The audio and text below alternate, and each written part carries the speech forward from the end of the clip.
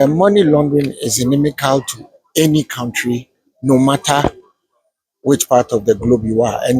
But we in West Africa, we are very vulnerable because of a certain perception that has been created out there. And so, what GIABA has sought to do is to align and coalesce its efforts to make sure that the whole of our region, not just Ghana, is free of illicit funds. So, um, what is being done for us in Ghana right now is that a mutual assessment, the third mutual assessment, which is more like a peer-to-peer review. So they are here for a pre-assessment meeting or operation, if you will, to ensure that Ghana is going to be on the straight and narrow so that we are past fit for purpose. I'm sure you are all aware that President Mahama's pivot is a 24-hour economy, which will enhance the living of Ghanaians. And to do that, he needs confidence in the finance sector in this country. Without that confidence, the 24-hour economy project in and of itself is dead on arrival. So what we are here to do is to make sure that Ghana is not grey listed and to make sure that we buffet any billows or winds of illicit money that are being, sent to Ghana. Now, what we should all understand is that the criminals never stop operating. In fact, they try to be ahead of the game every time. So it's a constant fight, it's an ongoing fight, it's a never-ending fight. And what we are here to do is to make sure that we always remain in step or ahead of them. Let's see. Oh, everything is good so far. I mean, I think Mr. Harris, I don't want to, for what is worth, blow my own horn.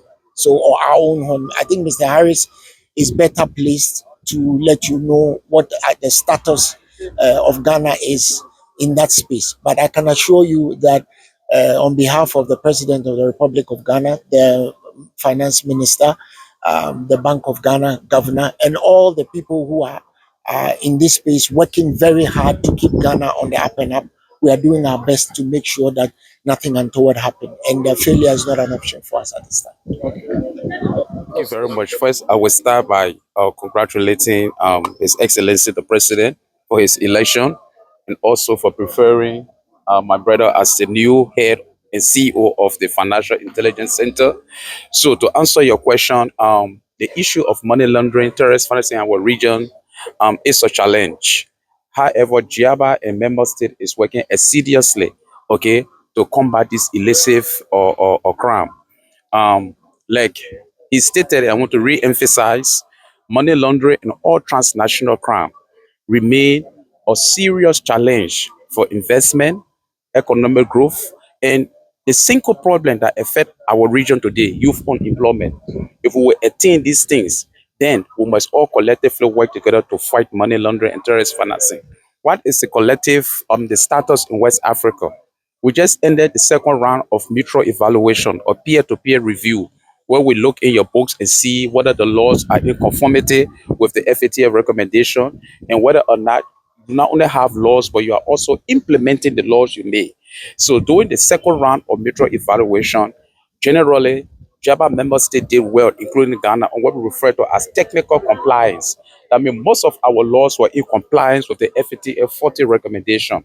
However, when it came to effectiveness, implementing the law, okay, there were huge gaps. Most of our country, okay, did not do well.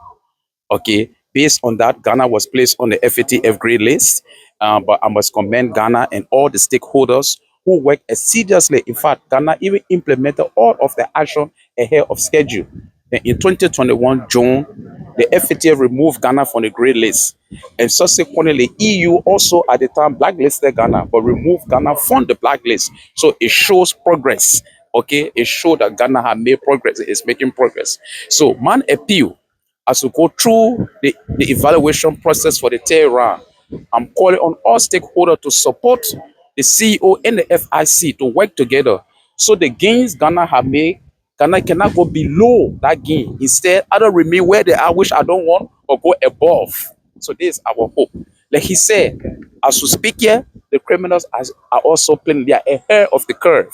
So our collective work together to see that our financial system is not compromised, okay, it's not distorted through money laundering and other transnational crime, remain every one of us, citizen, whether journalists, whether a relation, every one of us a responsibility to protect our financial system. So the purpose of this pre-assessment workshop is to start the basis to get now this workshop is closed. That means it's only for those who are participating in the assessment, those who will be working on the assessment. So for this assessment, we'll be going deeper. It will be short, mainly on effectiveness. So we want to provide extra training for them, how to respond to questions, how to provide information, and how to coordinate among themselves and put the paperwork together. So from today to Thursday, we'll work with exclusively those who on the working group.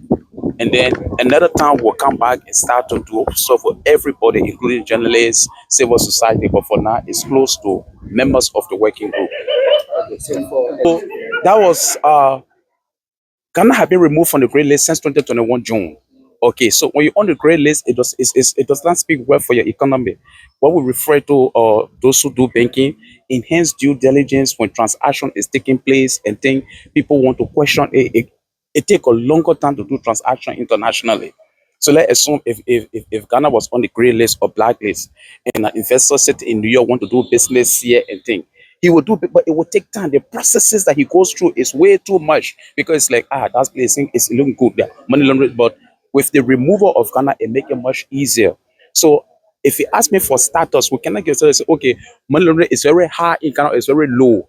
What we can say, there is a challenge that all of the stakeholders, okay, including GIABA, continue to work on in all member states. So we can close this hole today. Like we say, criminals are very fast than us. Another hole will be open. So all we do is continue working with stakeholders, working with the Economic Crime or Organized Crime Commission, the Ministry of Justice, and things, so that, like as I spoke this morning, what we need persistently in our jurisdiction is to send a strong signal that our country do not tolerate transnational crime.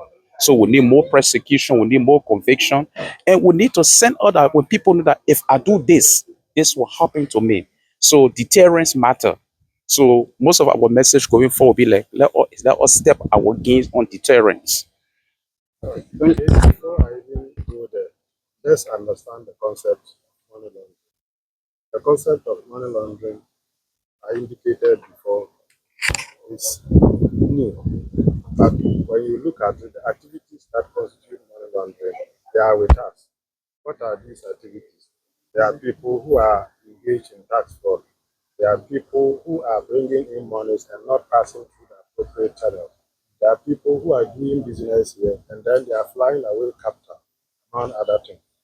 The process of such funds, the source of it, where the source of the funds is illegal, where the purpose of the funds are illegal, or where the funds is landing, be it terrorism financing, then we said there is money laundering.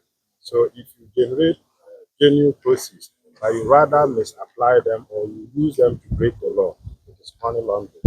So for purposes of money laundering, the essence is to deny the criminal the proceeds of crime. Once the person committed the offense and is trying to commingle the proceeds of crime with other assets and other investment, that is where money laundering comes. That is where we follow the money. So with respect to investigating and then also recovering proceeds of crime, then you require the FIC because they have that financial muscle or financial connectivity with other law enforcement outside the country. Then you also can, where the properties involved or the proceeds, the person use them to go into the real estate industry. Then you also have the Lands Commission and other building organizations that regulate that industry.